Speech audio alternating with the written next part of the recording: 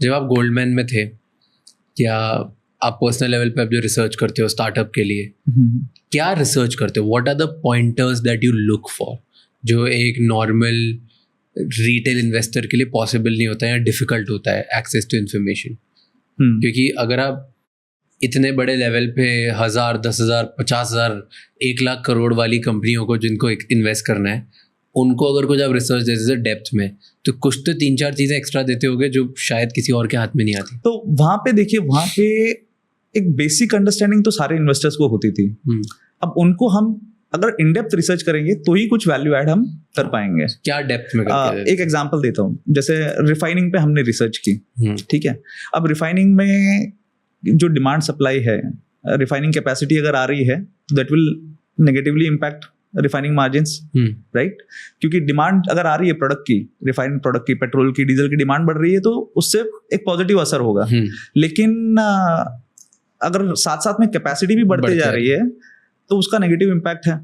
अब वहां पे हम क्या करते थे कि हम देखते थे कि ये कैपेसिटी जो अनाउंस हुई है, ठीक है, अनाउंसमेंट तो हो गया, 2 साल बाद यूएई में एक कैपेसिटी आने वाली है, 3 साल बाद चाइना में आने वाली है, ये तो सबको पता है, पूरे मार्केट को पता है। लेकिन हम उसके बियॉन्ड जाएंगे, हम देखेंगे कि क्या वाकई में ये 3 साल में बन सकती है, ये कितने मिलियन टन की कैपेसिटी है, इतने मिलियन टन की कैपेसिटी क्या 3 साल में बन सकती है, अभी तक इस पे कितना काम हुआ है, ऑन द ग्राउंड क्या हुआ है, कहाँ पे प्रोग्रेस है, हर चीज हम देखेंगे। तो जब हमने ये स्टडी की थी, हमें रियलाइज हुआ कि सारा मार्केट सोच रहा है कि इतनी सारी कैपेसिटी आ रही है और इसकी वजह से मार्जिन्स पे बहुत ही नेगेटिव असर होगा। लेकिन जब हमने एक एक रिफाइनरी के बारे में, जब हमारी, क्योंकि ग्लोबल टीम थी गोल्डमैन में, वो एक एडवांटेज था मेरे पास कि मैं हर एक को रीच आउट कर सकता था, पूछ सकता था कि आपके रीजन में क्या हो रहा है, आप कंपनी से बात कीजिए, ऑन द ग्राउंड मार्केट में देखिए कि क्या हो रहा है। तो उससे जब पता चला कि वो कैपेसिटी जो 2 साल में एक्सपेक्टेड है वो एक्चुअल में आने वाली है 5 साल में, तो उसका इम्पैक्ट तो 5 साल बाद आने वाला है, 2 साल बाद आ ही नहीं रहा है, राइट? तो ये एक एग्जांपल हो गया वहां पे कि हम इन डेप्थ एकदम उसमें जा रहे हैं।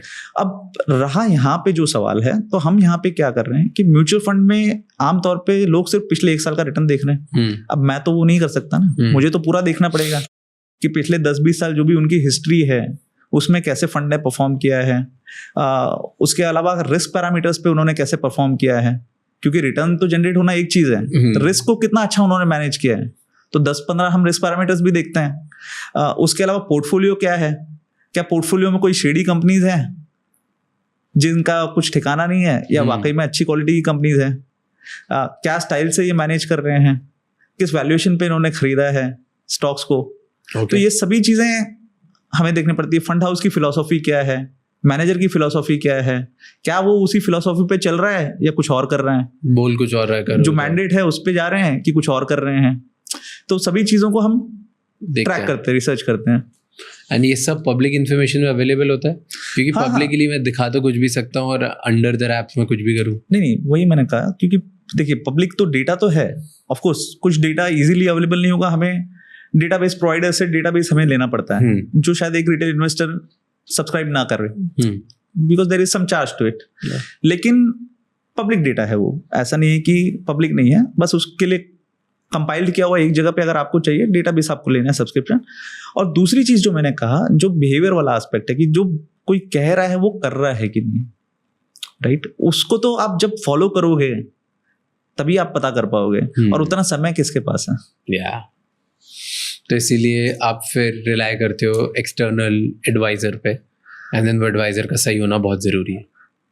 बिल्कुल, क्योंकि देखिए एक चीज़ जो मुझे कुछ, जो जब मैं पहले क्लाइंट्स को भी एडवाइस कर रहा था, जो HNIs वगैरह को भी, और इवन जो करंट हमारे कुछ जो यूजर्स हैं, जो जिन्होंने काफ़ी सारे गोल्स वगैरह प्लेटफॉर्म पे बनाए हैं, मेरा इंटरेक्शन हुआ है, एक चीज़ जो मुझे रियलाइज़ हुई है कि जिसको पता चल जाता है, जिसको ये रियलाइज़ हो जाता है कि ये एक फुल टाइम चीज है, इसको मैं पार्ट टाइम नहीं कर सकता, रादर देन दैट वो समय जो मैं व्यर्थ कर रहा हूँ 2-3 घंटे अपने 4 घंटे निकाल के वीकेंड के कि कौन से किस में इन्वेस्ट कर दूं, या वीकडे में भी सुबह शाम के, उसकी जगह अगर वही 2-4 घंटे मैं अपने स्किल बिल्डिंग में लगाऊं जो मेरे करियर में काम आए, या अपने फैमिली के साथ समय दूं जिससे मेरा एक फैमिली एनवायरनमेंट पॉजिटिव हो, वो करना बेहतर है रादर देन दैट कि एक हाफ हार्टेड में कुछ रिसर्च अपनी करूं और फिर गलत इन्वेस्टमेंट कर दूं और फिर ढूंढूं कि अब क्या करना है।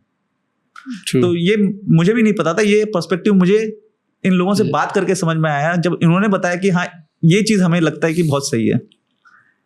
लेकिन हाँ, एडवाइजर अच्छा ढूंढना इजी नहीं है, क्योंकि जैसे मैंने बताया सिर्फ 1000 एडवाइजर्स है इंडिया में, 1 लाख डिस्ट्रीब्यूटर्स हैं। डिस्ट्रीब्यूटर्स ज्यादा, 1 लाख बैंक वाले तो और बहुत ज्यादा है, मिलियंस है।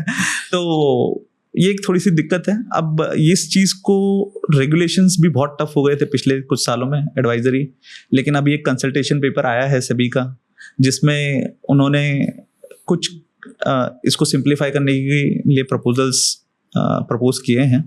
अगर उनमें से कुछ चीजें होती है तो होपफुली बेटर हो जाएगा, ज्यादा एडवाइजर्स होंगे। थैंक यू सो मच ये क्लिप एंड तक देखने के लिए। अगर आपको और भी ऐसी क्लिप्स देखनी है तो राज शमानी क्लिप्स चैनल को सब्सक्राइब कर लीजिए।